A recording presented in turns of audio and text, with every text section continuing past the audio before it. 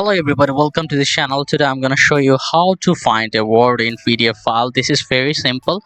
First of all, let me inform you that it's better to use WPS and it's very simple to use and you can have a lot of options here. So I have opened a PDF file with the WPS. So if you just open any PDF file with Acrobat, for that you have to just click on Windows and F button at a time. This will pop up a option for searching a word, but for WPS it's very easy. You have to click on find and replace, click on it, and you can just search for any word like crisis, and you can see that all the lines with the crisis word has been showed here. You can just click it and these will show you the particular page.